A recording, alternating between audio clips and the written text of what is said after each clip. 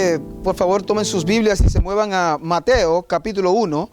Mateo capítulo 1. Mientras ustedes van moviéndose a Mateo capítulo 1, yo voy a hacer una oración para que el Señor bendiga este tiempo aquí en su palabra. Señor, te damos gracias por la oportunidad de juntarnos de nuevo y poder escuchar tu palabra en este tiempo. Te rogamos que podamos estar atentos a ella y que podamos crecer más a la imagen de tu Hijo Jesucristo. Te lo rogamos en el nombre de Cristo. Amén. Mi hijo José Arturo me preguntó, ¿qué tú estabas haciendo el viernes cuando tú saliste? Y bueno, yo salí porque saliste a comprar algo. Bueno, yo quería comprar algo, pero no exactamente algo, sino que en día de el Black Friday me gusta salir a sentir como el calor de la gente comprando y esa alegría que tiene la gente cuando está comprando. Ahí es lo que le da a la gente como algo así. Entonces, a mí me gusta como ese ambiente. A mí me gustan un poquito las multitudes, un poquito, no tanto que me apriete, pero un poquito. Me gusta estar entre gente. Entonces salí, me di el lujo de coger una cosa y decir, no, yo no necesito eso, no, porque yo quería sentirme que estaba comprando también. Pero todo eso da un sentido de que empieza el periodo que conocemos como la Navidad, y hoy vamos a hablar de eso, y nuestro tema para hoy va a ser el verdadero significado de la Navidad. Cuando uno busca en Google y busca varios diccionarios famosos como Oxford, Cambridge, la Real Academia de la Lengua y el Webster, Merriam-Webster, uno encuentra que la Navidad, dice la definición, día en que los cristianos celebran el nacimiento de Cristo. Bien, tiempo para aclaraciones. ¿Habrá alguno de ustedes aquí que va a decir, un momentito, tú estás diciendo que ese es el tiempo que se celebra el nacimiento de Cristo? ¿Tú me vas a decir entonces que la Navidad no es una celebración pagana y que tiene origen pagano? No te voy a decir que no, pero por eso vamos a hacer unas cuantas aclaraciones. Ciertamente el concepto de la Navidad tiene un origen pagano. Y hay varias fuentes y hay fuentes contradictorias. Cuando uno lee en internet uno encuentra que hay diferentes fuentes. Y posiblemente hay gente que se piensa que es experto en una y en otra porque hay muchas fuentes y a veces son contradictorias. Pero parece que la fuente pagana es que hubo un tiempo en que los romanos celebraban como el nacimiento del sol. Es una de las explicaciones. Y en ese tiempo la gente vivía, era como una especie de declive moral, en que la gente se desbandaba viviendo de manera demasiado moral. Parece que los líderes cristianos, para hacer que la gente se enfocara más entonces en pensar en ese tiempo de celebración desbandada, desenfrenada, quisieron ponerle entonces a celebrar el nacimiento de Cristo para hacer que la gente pensara entonces, en lugar de estar viviendo de esa manera tan desenfrenada, pensar en Jesucristo. Es una versión más o menos ahí medio machucada, que ustedes la saben un poquito mejor que yo. Ese es lo que uno conoce como los orígenes paganos. Así que si usted dice, bueno, la Navidad es de origen pagano, yo le digo, sí, basado en eso que uno ve. Ahora, los elementos, por ejemplo, de las tradiciones de la celebración de la Navidad, uno dice, ¿son todos paganos? Por ejemplo, usted dice, campanas, velas, estrellas sobre el árbol, y aún el árbol navideño, el intercambio de regalos, ¿son todos paganos? ¿Realmente debemos verlo así? Bueno, si uno trae eso y lo cristianiza un poquito, vamos a ver entonces cómo se puede interpretar cada uno de estos elementos. El árbol navideño, por ejemplo. Hay algunos que piensan que no debe haber un árbol navideño porque eso contradice una enseñanza que hay en Jeremías, creo que es Jeremías capítulo 10, donde Dios da instrucciones de no traer un árbol, no traer un árbol a la casa. Lo que dice Jeremías es que los judíos no debían traer un árbol y traerlo, prepararlo, decorarlo con oro y con plata y adorarlo. No habla en ningún momento de no traer un árbol a la casa. Con eso le estoy diciendo a ustedes que hay cristianos que no celebran la Navidad. Yo no conozco ninguno, pero hay algunos por ahí, hay de esa especie. Si hay alguno aquí que no celebra la Navidad, pues lo acabo de conocer, pero yo no conozco ninguno. ¿Ha conocido usted algún cristiano que no celebra la Navidad? ¿Alguien aquí? Oh, ok. Yo no he conocido ninguno de ellos, pero hay. Entonces, cuando uno piensa en las campanas dicen que pueden anunciar la llegada del Hijo de Dios. Las velas, representar que Él es la luz del mundo. La estrella sobre el árbol, eso mismo, la estrella que guió a los magos, a los reyes que iban buscando a Jesús. Entonces, con eso en mente de que si tiene un origen pagano o de que si es un origen cristiano y por qué se hace, uno debería preguntarse entonces, ¿debemos entonces los cristianos celebrar la Navidad o no celebrarla? ¿Qué hago yo entonces o cómo debería yo pensar en cuanto a los cristianos genuinos que no celebran la Navidad? ¿Cuál debería ser mi manera de pensar sobre ellos? ¿Debo yo satanizarlos a ellos, los cristianos que no celebran la Navidad? Porque ¿cómo te atreves en este tiempo tan bonito? Y tú estar como fuera de sintonía y desentonar y no celebrar la Navidad. Yo no he conocido de ninguno. Yo les digo, cuando yo conozca a alguno, al primero, yo me voy a sentir un poquito extraño. Pero yo les digo una cosa, no es él que está mal, sino yo en ese sentido. ¿Por qué? En ningún lugar de la Biblia usted encuentra un mandato a celebrar el nacimiento de Jesucristo. ¿Cómo? No. En ese sentido, usted puede estar tranquilo de que si usted encuentra una persona que no celebra la Navidad, aunque se llame cristiano y sea cristiano genuino, no hay que escandalizarse. Si usted no celebra la Navidad, no peca, y tampoco si la celebra, peca. Mire, muchas de nuestras convicciones como cristianos a veces no están alrededor de lo que uno saca de las Escrituras. Muchas son supersticiones y muchas son enseñanzas de hombres. Y uno las escucha por años y por años y por años y por años, aún en nuestras iglesias, y uno llega a pensar que es algo cierto, que es verdadero y que Dios nos demanda esas cosas. Pasa hoy y pasamos en los tiempos de Jesús también, en que los líderes religiosos ponían cargas en la gente que la Biblia nunca demandaba, cosas que ni siquiera ellos mismos ponían en práctica. Entonces, ¿debo yo celebrar Navidad o no? Bueno, es una fiesta pagana, pero ha sido cristianizada. ¿Qué uno hace entonces? ¿Qué uno hace con esto? Dos consideraciones.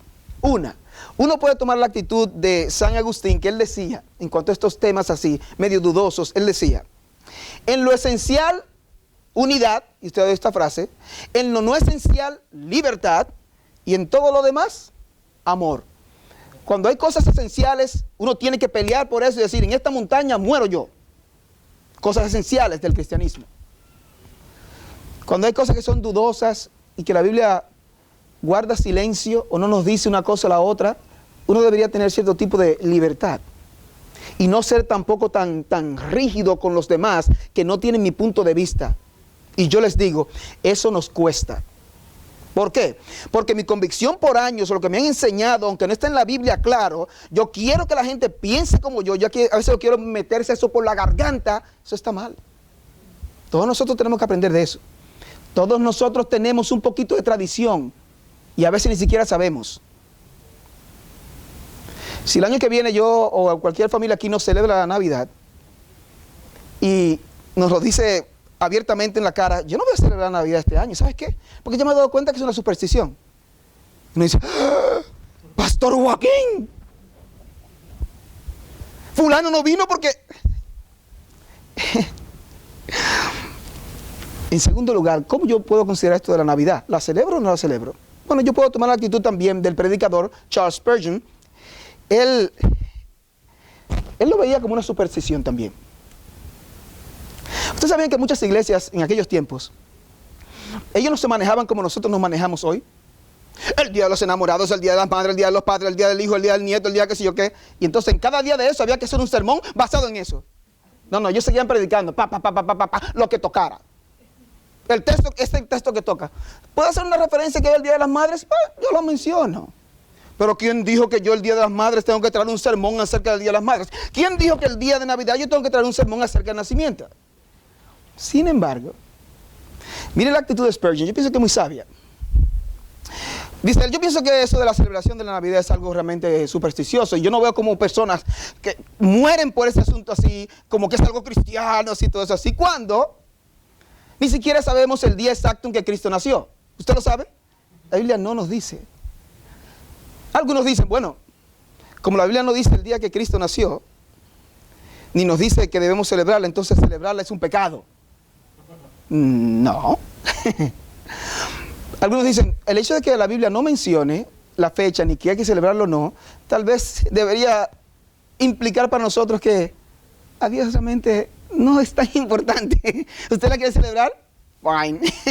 Si no la quiere celebrar, pues está bien. Y dice Spurgeon, dice él, la gente trabaja demasiado y es bueno en este tiempo hacer una pausa. Él hablando pro Navidad, ¿usted la quiere celebrar? Tal vez una razón es que la gente haga una pausa para celebrar la Navidad. También decía él, la gente se reúne en familia, eso es lo que usted ve. Gente viaja muchísimo en Thanksgiving, viaja también en Navidad y se juntan y eso es bueno. No pasa tal vez en otras ocasiones, pero por Navidad, como es un tiempo bien grande, la gente se junta y dice, bueno, en esa razón es bueno, pues yo estoy de acuerdo. Dice él, no hace daño pensar en la encarnación y el nacimiento del Señor Jesús. Y entonces él decía, ojalá la Navidad en ese sentido se celebrara 10 o 12 veces por año. Cada mes. Es interesante el punto de vista de él. Pero él no toma una posición tampoco farisaica ni religiosa de que es Navidad y entonces cualquiera que no la celebre, cuidado, la cruz. No. Usted tampoco hoy. Lo que la Biblia no manda y no demanda, tenga cuidado con lo que usted hace con eso. Con las cosas que son dudosas, que no están claras. Tenga cuidado, mucho cuidado. Hay principios para manejarse con eso. Por otro lado, a mí me encanta la Navidad. Yo no soy de aquellos que no la celebran. Y yo no estoy diciendo que el año que viene no la voy a celebrar. Yo estaba leyendo un pasaje y quiero que se muevan un poquito ahí para que se trasladen conmigo a ese tiempo, especialmente cuando usted era niño. Porque yo recuerdo estas cosas aún cuando era niño y no era creyente. Cuando yo leo este pasaje hay algunas palabras que me saltan a mi mente. Y yo marqué como 8 o 9 palabras. Cuando usted esté leyendo, piense a ver cuáles palabras, especialmente de su niñez, este pasaje le recuerda. Yo voy a ir a Lucas, capítulo 2, versículos del 8 al 11.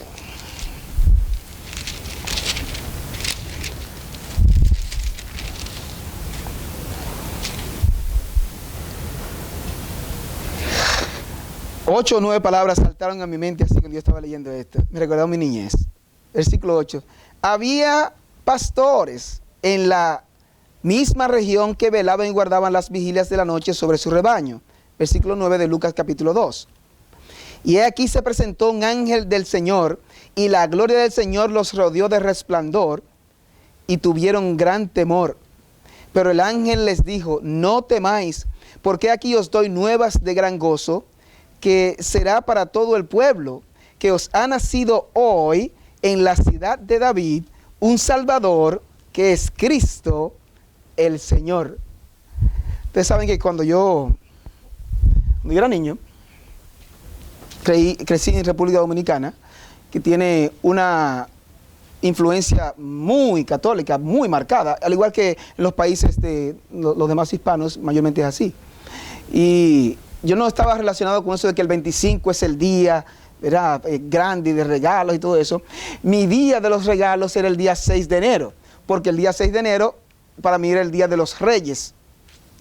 Y yo entendía que eran 3. Melchor, Baltasar y Baltasar, y uno de ellos era un morenito también. y ustedes cuando se criaron saben que usted tenía que ponerle debajo de la cama, usted se acostaba temprano, no sé si aquí se hacía eso, posiblemente no, porque no se hace aquí. Ah, sí, pero ustedes lo han oído. Usted le pone debajo de la cama hierba para los camellos y agua para los camellos. Y algo bien interesante, porque yo no sé si todos ellos o alguno de ellos fumaba, y usted le pone un cigarro también. Ahora, y una menta también, porque lo que fuma es su menta. Ahora, ellos se ríen porque ellos saben que así también. Entonces, por alguna razón hay padres que le decían a los hijos, no le pongan a los reyes cigarro. Dice, pero ven acá, pero los vecinos le ponen cigarro, porque a mí nunca me pasó por la cabeza, ven acá, pero aquí hay algo que no me cuadra, porque los padres míos no fumaban. ¿Cómo que los amiguitos míos, los vecinos, los reyes magos de ellos fuman y los míos no fuman? Después entonces me enteré, para mi decepción como niño, que los reyes magos no existían. Yo, ay, qué pena es. Yo les digo una cosa, a mí me gustaba ese tiempo. Fue una tremenda decepción para mí. Yo lo extraño. Te dice, ay, pero eso era mentira. Es una ilusión, es un tiempo precioso. De hecho, miren, uno es influido, aunque sea con esas cosas que son ficticias. Usted sabe que uno tiene, aunque sea un poquito de influencia de las cosas bíblicas, porque uno oye estas cosas. Los ángeles, los pastores, y Jesús, y el Señor. ¿Quién sabe si en alguna manera Dios utiliza eso? Dolly me cuenta que ella, de joven, ayer le regalaron una Biblia de los Testigos de Jehová. Un libro de historia, precioso. Yo sé cuál es, un amarillo, que tiene unas... Y las gráficas son preciosísimas y todo eso así. Ella cuenta hoy que aún esas historias escritas ahí por una religión falsa, eso tuvo influencia en ella. Dios utiliza todo eso. Pero bueno, luego de una larga introducción, un largo preámbulo, vamos a ver nosotros el texto de nosotros hoy, que es en Mateo 1, 18 al 25. Y luego entonces les voy a decir cuál va a ser la estructura que vamos a seguir para ver este texto. Vayan conmigo a Mateo, capítulo 1, versículos 18 al 25. Yo quiero que estén ahí para que me sigan con la vista. Mateo, capítulo 1, 18 al 25. No necesariamente va a narrar el nacimiento, pero la concepción, que ya vimos el nacimiento cuando hablamos de los reyes ahora en Lucas. Mateo capítulo 1, versículo 18 dice así: el nacimiento de Jesucristo es el título que está arriba. Dice, el nacimiento de Jesucristo fue así. Estando desposada María su madre con José, antes que se juntasen, se halló que había concebido del Espíritu Santo. José, su marido, como era justo y no quería infamarla, quiso dejarla secretamente. Y pensando él en esto, he aquí un ángel del Señor le apareció en sueños y le dijo: José, hijo de David, no temas recibir a María tu mujer, porque lo que en ella es engendrado del Espíritu Santo es. Versículo 21. Y dará a luz un hijo y llamará su nombre Jesús, porque él salvará a su pueblo de sus pecados. Todo esto aconteció para que se cumpliese lo dicho por el Señor, por medio del profeta, cuando dijo: he aquí una virgen concebirá y dará a luz un hijo, y llamará su nombre Emmanuel, que traducido es Dios con nosotros.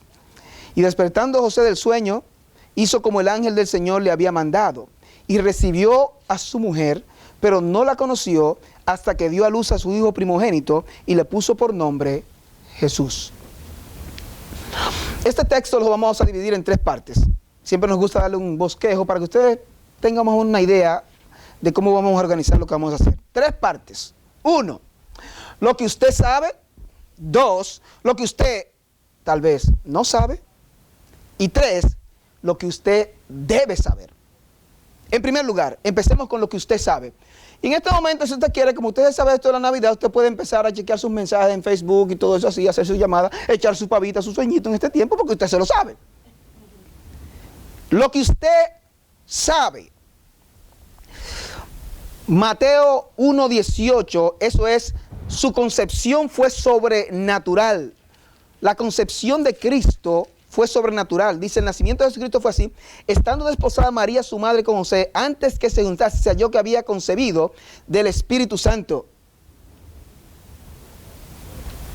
Para entender esto mejor, es bueno recordar cómo se hacían las bodas entre los judíos, aún entre los orientales, no solamente judíos. Mayormente era que los padres del muchacho y la muchacha se ponían de acuerdo y se ofrecía a la muchacha en matrimonio a este muchacho, que debía dar una cosa que se llama dote, que era como un pago por la muchacha a los padres de la muchacha.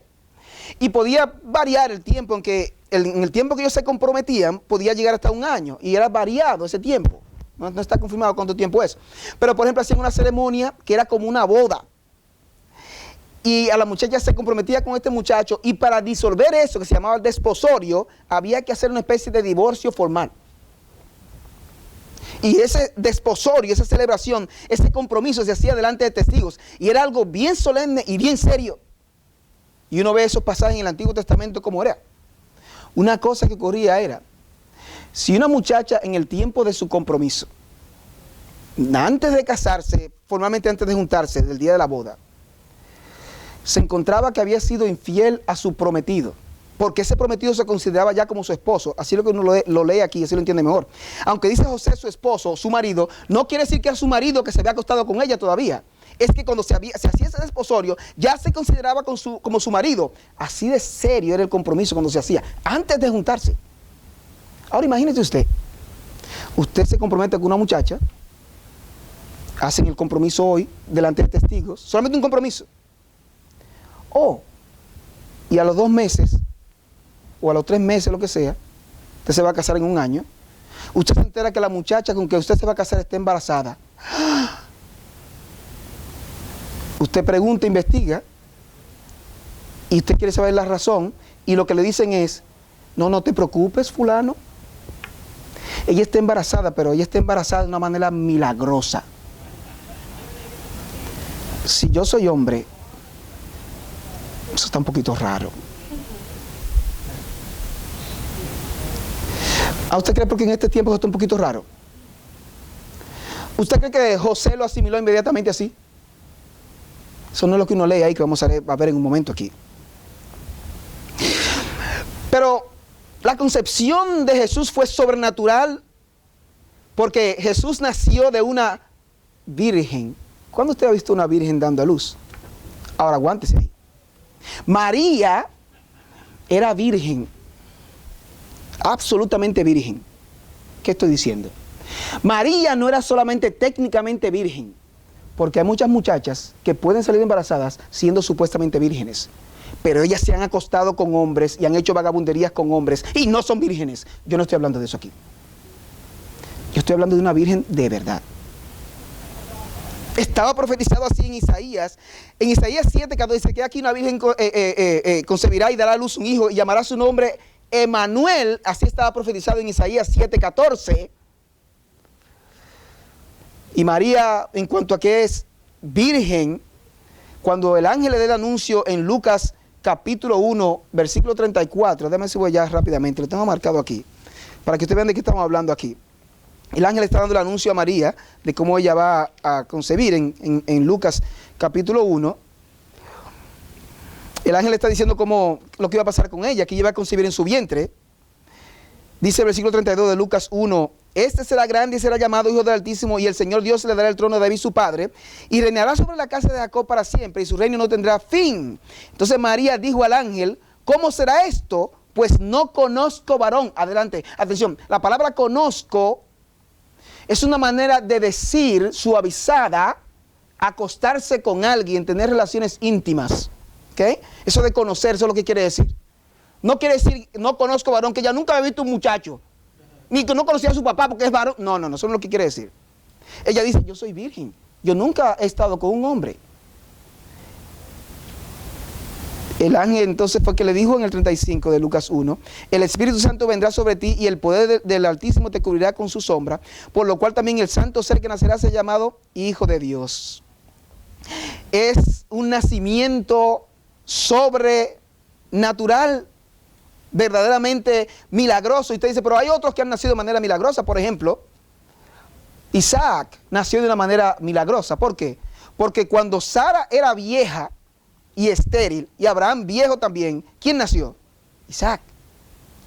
También Juan el Bautista nació de una manera extraordinaria.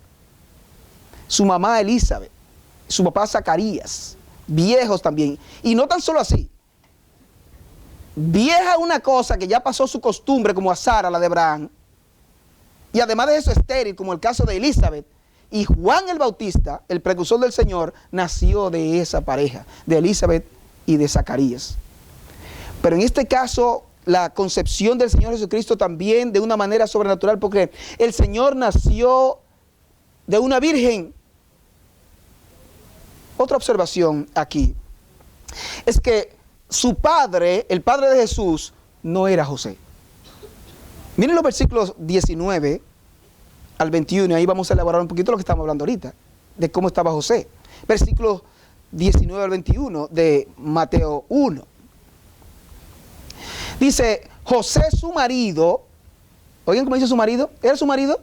Sí, no, su marido en ese contexto, porque su marido era ya por lo que se hacía el desposorio, se consideraba como su marido por lo serio que era, pero no era, era una especie de novio no de lo que se amasan demasiado, ¿ok? Para que usted me entienda. Era un marido nada más, marido en ese contexto, era un novio nada más, su prometido. Dice, José su marido, como era justo y no quería infamarla, quiso dejarla secretamente. Miren, ¿usted sabe lo que está pasando aquí? Ustedes sabían que si una muchacha hacía esto cuando estaba en desposorio, en ese proceso, y se descubría una inmoralidad en ella, o salía embarazada como este caso, ¿usted sabe lo que le tocaba a esa muchacha? Dice que los hombres de la ciudad tenían que sacarla y apedrearla. Miren, lo que está pasando aquí no es algo pequeño. Esto es un tremendo rollo. Por eso es que dice aquí, ya él sabe que ella está embarazada. Él no le ha tocado. Y dice el versículo 20, y pensando él en esto, oigan, la idea de esta palabra aquí, de esta frase, es que tiene un conflicto grande en su mente, y algunos piensan también que él ya había decidido lo que iba a hacer, pero no estaba seguro qué iba a hacer. Esto es un lío. Y la vergüenza y todo lo que esto representa. Dice, y pensando en él en esto, he aquí un ángel del Señor. Ay, qué bien. Le apareció en sueños y le dijo, José, hijo de David. Caramba, eso te remonta ya. ¿Quién tú eres? ¿De qué familia tú vienes? ¿Qué tú estás esperando como promesa, mi hijo? Caramba. Dice, hijo de David. Dice, no temas recibir a María, tu mujer. ¿Era su mujer? Era su novia. Pero tú sabes lo que yo estoy hablando ya. Pero ese lenguaje es importante entenderlo. Porque alguno va a decir, tú ves, es que era su mujer. No. No en ese sentido. Dice, María, tu mujer. Porque lo que en ella es engendrado del Espíritu Santo es. ¿Tú quieres más confirmación? ¿Te lo dijeron, tú no lo crees? Yo te digo que sí. Sí, es así. ¿Es increíble eso? Sí, pero es verdad. Es verdad. Y dará a luz un hijo y llamará su nombre Jesús, porque él salvará a su pueblo de sus pecados. Jesús no tenía como padre a José. José era su padre, como dicen los teólogos, putativo, o sea, su padre postizo o su padrastro. ¿Por qué? El Mesías debía venir de la familia de Abraham, de David. Y José, si usted lee la genealogía de Mateo, como estaba mencionando Ken arriba, es de la línea de la descendencia de Abraham, de David. Y para tener derecho al trono, el Mesías iba a ser rey, tenía que venir de la descendencia real de David. Dice, pero ven acá, pero él no era su papá. ¿Y María era su mamá? ¿Tú sabes de dónde viene María? Cuando tú lees entonces la genealogía de Lucas, entonces, la genealogía la traza a ella a través de David también, pero no a través de Salomón, sino de Natán, que era también hijo de David. Y entonces por sangre, él es hijo de David, y por derecho al trono, por su papá postizo, José, es también hijo de David. ¿A quién se le ocurre tal maravilla sino al Dios del universo? Es increíble esto. Eso es tremendo. Yo no lo hubiera hecho así ese plan si hubiera sido yo. Voy a poner en riesgo a esa muchacha de quién sabe 13, 14 años a que lo hubieran matado a pedradas, porque estuvo a punto. Estuvo a punto. Porque eso lo hacían en el Antiguo Testamento sin problemas. Que hagan eso ahora con las muchachas que tienen amores y salen embarazadas. Pero yo nada más la veía a ella en el balcón con su novio. Y sale embarazada estando en el balcón. Y usted supuestamente la ve ahí a las 3 de la tarde en el balcón. Y ahí sale embarazada, delante de sus padres. En aquel tiempo, la hubieran apedreado. Que Dios dice, no. Esa vagabundería en Israel, no. Y si una muchacha, dice, desposada, está en la ciudad, dice el Antiguo Testamento, y alguien la viola o trata de forzarle lo que sea, dice, mátenla a ella y a él. ¿Cómo? ¿Por qué? A él por abusador y a ella, dice, por no gritar en la ciudad para que alguien la libre. Pero si la muchacha es encontrada en el campo y es violada, dice, mátenlo a él y a ella no le hagan daño. ¿Por qué? Y me gusta el sentido común de Dios y su justicia. Dice, bueno, porque a ella lo que le pasó, si está en el campo, ella gritó y no había nadie. Y dice Dios, a ella le pasó como cuando un ladrón agarra a alguien y usted no puede hacer nada. ¿Usted ve qué justo es el Señor? Es tremendo eso. Pero ¿qué punto estoy haciendo yo? María era una virgen. verdaderamente virgen, y Jesús nació de manera sobrenatural. José no era su padre. Otro punto que quiero hacer aquí también es que su madre no permaneció virgen perpetuamente. Los que tienen trasfondo católico, esto es una piedrecita a veces dura de tragar. Miren Mateo 1, 25. 25 dice que, el 24 dice que despertando José del sueño, hizo como el ángel del Señor le había mandado y recibió a su mujer. Dice, pero, versículo 25, pero no la conoció, que sabemos ya lo que quiere decir eso, no se acostó con ella, hasta, no dice nunca, dice hasta que dio a luz a su hijo primogénito. Primogénito es el primero, quiere decir que tuvo más.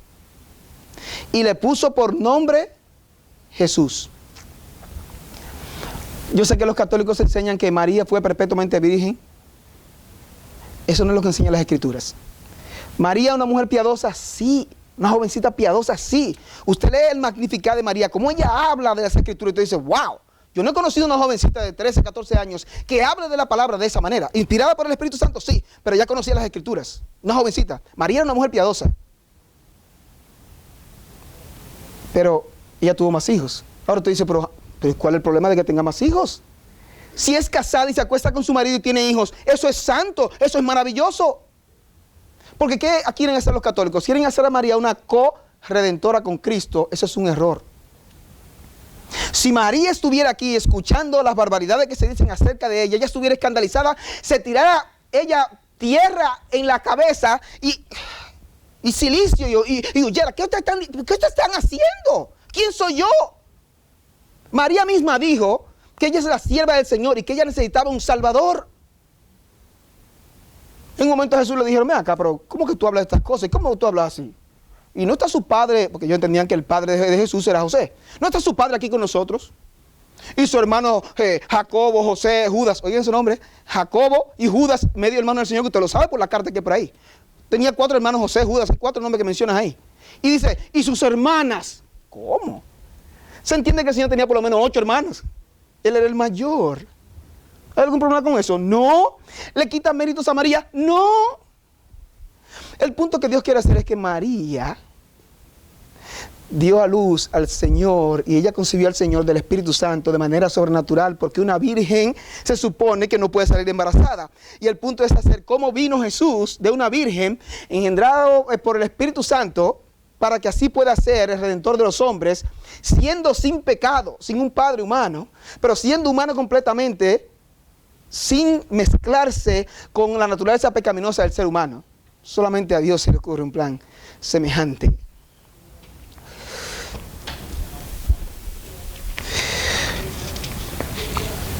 Cristo, es otro punto, es Dios hecho hombre. Versículo 23 dice, he aquí una virgen concebirá y dará a luz un hijo y llamará su nombre Emmanuel, que traducido es Dios con nosotros.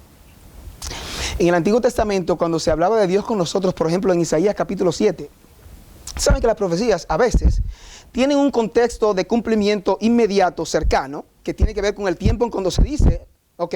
Y también tienen aplicaciones y su cumplimiento mayor y completo está en el futuro, a veces cientos de años para allá. En el tiempo en que se dijo esto también de Isaías capítulo 7, de que la virgen en ese tiempo, la esposa de, creo que de un rey, iba a concebir. El cumplimiento era, o la implicación, lo que yo entendía era que Jehová con nosotros, o Emmanuel, Dios con nosotros, era que los enemigos que iban a atacarlos a ellos no se preocupen, porque Dios con nosotros, en el sentido de que Dios está a favor nuestro, a favor de nosotros, y Él nos va a ayudar. Ahora, esa misma profecía, cuando usted la trae en este tiempo ahora para aplicarla a Jesús, es más que Dios nos va a ayudar. Aquí es literalmente Emmanuel, Dios con nosotros, es Dios entre nosotros. Como dice un versículo por ahí, dice, he aquí que hablo, yo mismo estaré presente. Eso es lo que está pasando aquí. Jesús es Dios hecho hombre. Ahora vimos lo que usted sabe, o sea, la historia de la Navidad que usted se sabe. Lo de José, lo de María y la Virgen y todo eso así. Ahora pasamos a el otro punto que tal vez usted no sabe. Si usted se lo sabe, usted hace así, lo mueve y lo marca, entonces no, eso va aquí arriba donde yo lo sé, ¿ok? Pero esto es lo que tal vez usted no está tan claro en este tema. Y esto tiene que ver con la encarnación de Jesús, la encarnación y la naturaleza de Cristo. Y hay dos términos que los teólogos utilizan para hablar de esto. Uno es la unión hipostática. ¿Cómo eso? ¿Qué se come ese asunto? Estoy buscando una definición de esto en God Questions, que tiene tremendas materiales ahí. Y ellos dicen, la unión hipostática, la voy a leer para coger exactamente lo que ellos dicen, que es bien interesante aquí. Es el término usado para describir cómo Dios el Hijo, Jesucristo, tomó una naturaleza humana, permaneciendo al mismo tiempo como Dios. Jesús siempre ha sido Dios, pero en la encarnación Jesús tomó forma humana. Jesús es la suma de la naturaleza humana y la divina. Es el Dios hombre. Esta es la unión hipostática.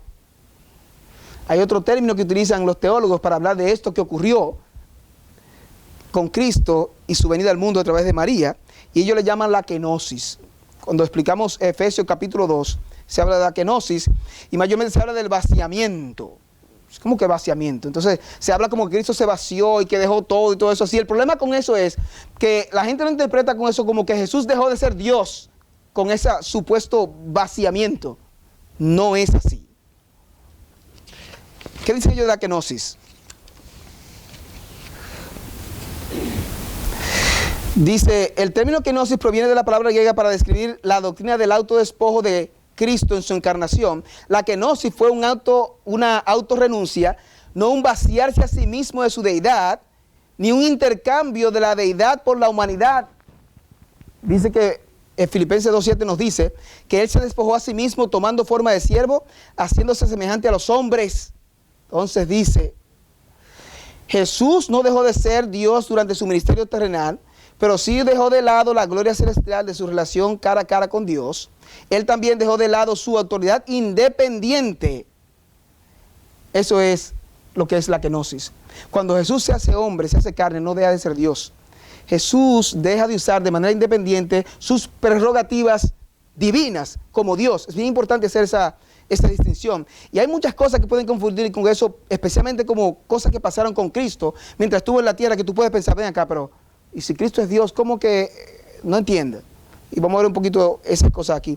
Sabemos que eso es un poquito profundo y no podemos entender todos los misterios de la encarnación.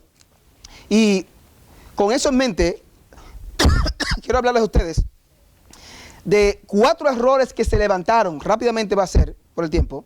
4 errores que se levantaron en cuanto a la encarnación de Jesucristo. 4 errores, 4 herejías, y que fueron confrontados con concilios. Un concilio era que se reunían todos los líderes de la iglesia conocida en ese tiempo para discutir un tema.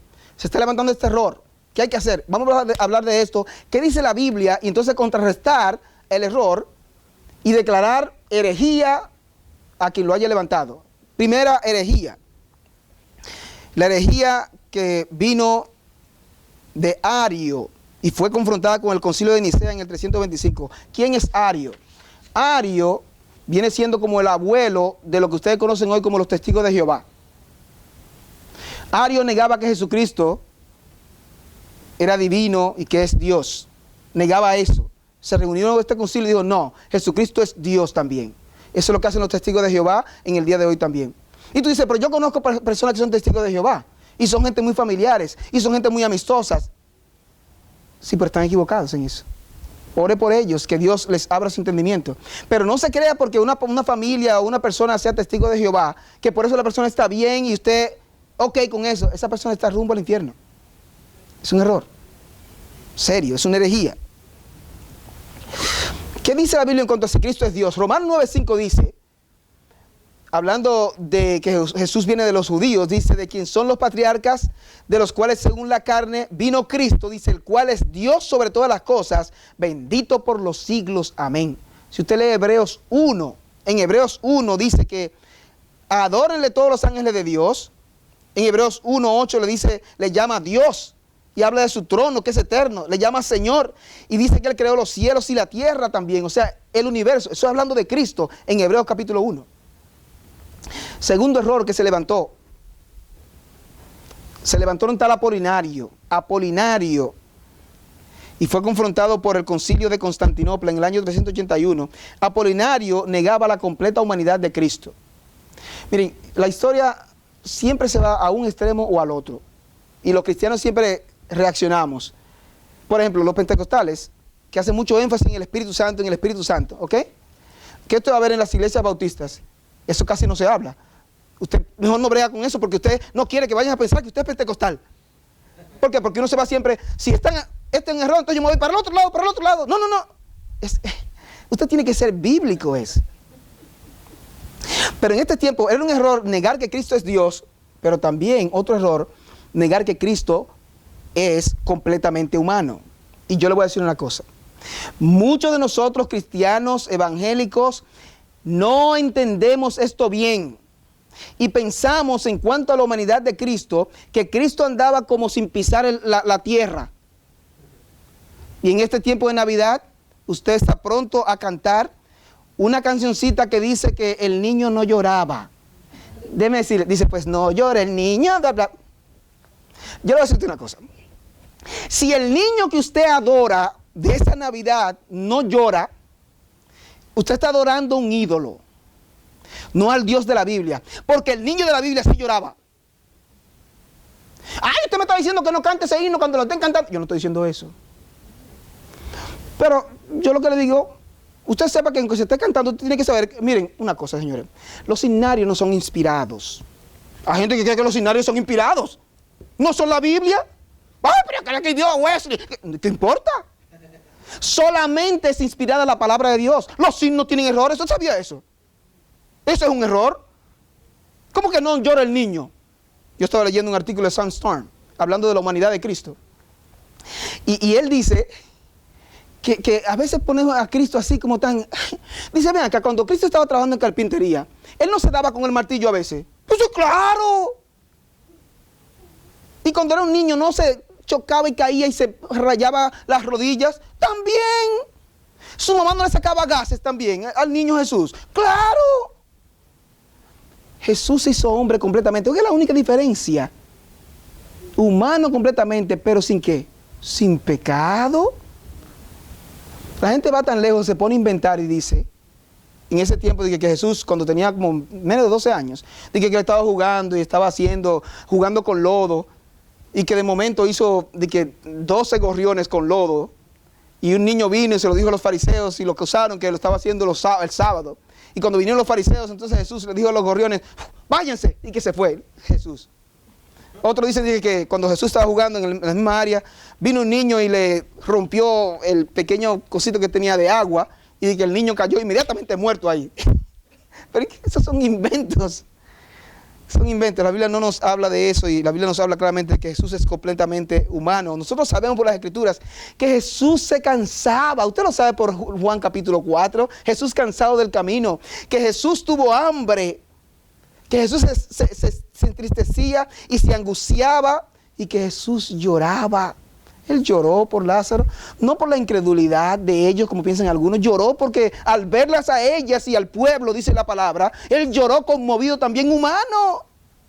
Completamente humano, deberíamos aprender de eso. No tanto eso, que Cristo también murió. Y usted me dice, ¿puede Dios morir? Si usted me dice sí, yo le pregunto, ¿está seguro? ¿No es Dios eterno? Si usted me dice no, entonces yo le digo, ¿qué tú haces con Hechos capítulo 3, versículo 15? Porque dice ahí Pedro hablando con los judíos, y él les dice, y vosotros matasteis al autor de la vida. ¿Cómo? ¿Y cómo que y Dios muere? Miren cuál es el problema. Y yo he hecho ese error también, aún explicándolo a los hermanos en los estudios bíblicos también. Cuando Jesús está cansado, lo que pasa es que esa es Jesús humano. Cuando Jesús hace algo como multiplicar los panes, ese es Jesús el divino. Cuidado, cuidado. La Biblia no habla así. La Biblia habla de Jesús, una persona, dos naturalezas, una sola persona. Habla de Cristo. Cristo murió. Cristo es una persona en dos, con dos naturalezas, y esos son los dos errores también, que no tenemos mucho tiempo, pero hay otro que se levantó, Nestorio, y decía que había dos personas en Cristo. Dice, no puede ser. El concilio de Éfeso corrigió eso en el año 431, y el concilio de Calcedonia se levantó un tal Eutico, oigan el nombre, tal vez por ese nombre, negaba la doble naturaleza de Jesús. Jesús era al mismo tiempo Dios y hombre en una sola persona, y el concilio de Calcedonia se levanta y corrige eso. Es un misterio que nosotros no podemos arreglar, pero tenemos que vivir con eso. Así como hay muchísimos misterios en la palabra de Dios que no podemos resolver, no debemos nosotros tomar la actitud de que como yo no lo entiendo, lo rechazo. No está bien eso. En tercer lugar, ya vimos lo que usted sabe, lo que usted no sabe, ahora lo que usted debe saber. Va a tener que volar con esto. Lo que usted debe saber es que el destino eterno suyo descansa en las manos de ese que fue un bebé. Pero no se quedó un bebé, sino que creció. Nosotros sabemos que el destino de la humanidad está en las manos de Jesucristo, que es el Salvador del mundo. En Mateo, versículo 21 del capítulo 1 dice que, y dará a luz un hijo y le pondrás por nombre Jesús, porque él salvará a su pueblo de sus pecados. Lucas 19:10, porque el Hijo del Hombre vino a buscar y salvar lo que se había perdido. Juan 3:17, porque no envió Dios al mundo para condenar al mundo, a su Hijo al mundo para condenar al mundo, sino para que el mundo sea salvo por él. Jesús, ese bebé que nació, es el Salvador del mundo. Eso no hay manera, usted tiene que saberlo. Él vino a salvar a su pueblo de sus pecados. Y esto es muy importante. Jesús no vino a salvar al mundo en sus pecados.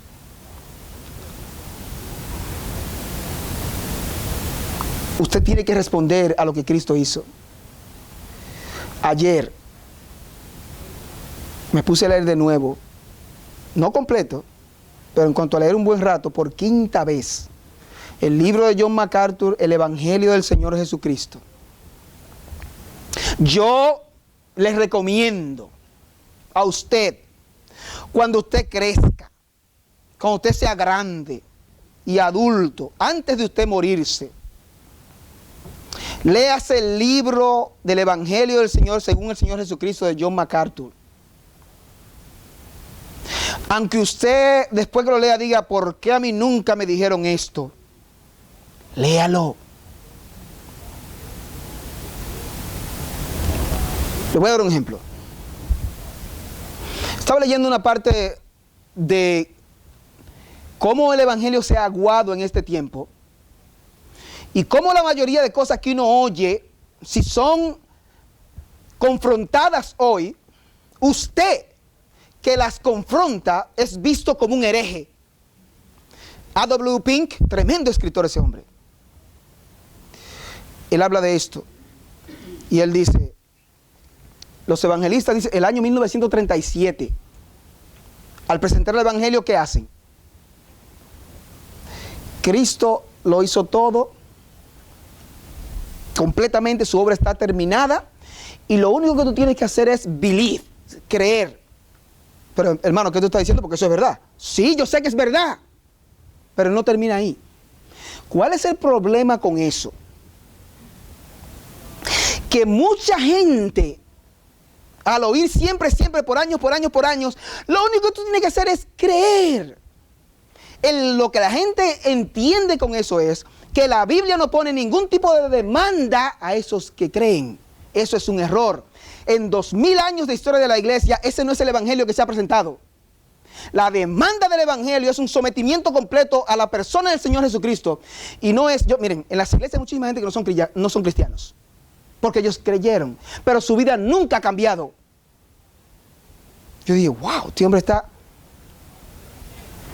¿Tienes que creer? Sí, Pero ¿qué quiere decir eso realmente? Tu vida es un compromiso y una entrega completamente al Señor Jesucristo.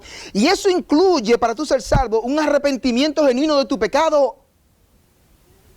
Cristo no vino a salvarte en tu pecado, pero de tus pecados. Hay mucha gente en los bancos de la iglesia que se va a ir al infierno. Porque ellos les enseñaron solamente tú tienes que creer, sí y no. Porque ellos lo entienden como que se queda ahí y no hay ningún tipo de demanda. Eso es un error. Nadie está hablando de eso en este tiempo. Cuando MacArthur sacó su libro en ese tiempo, es un rollo tremendo y lo acusaron de herejía, de que él estaba enseñando la salvación del señorío y enseñando que la salvación es por obras. ¡No! Es lo que estaba enseñando la Biblia, de que un cristiano realmente tiene que tener una vida cambiada y que tú no te puedes salvar a menos que tú debes creer, sí, pero también tienes que arrepentirte. Isaías, deja el impío sus caminos y los inicuos sus pensamientos. Y entonces, vuelvas a Jehová, el cual tendrá de él misericordia y será amplio en perdonar. Lea su Biblia, Señor. Si usted lee la Biblia, usted va a decir, pero esto que yo leo en la Biblia no se parece a lo que me están enseñando. What's going on here? What's up? ¿Qué es lo que es? Lea su Biblia. Cristo vino a salvar a su pueblo de sus pecados, no en sus pecados. Si usted es creyente hoy, yo solamente quiero recordarle que la salvación suya, como Dios la planeó y la llevó a cabo, es un misterio tan grande y una maravilla tan grande que según 1 de Pedro capítulo 1, 12, dice que los ángeles anhelan mirar en estas cosas. Y la explicación es que ellos como que se inclinan así y quieren ellos entender bien. Y si no puede.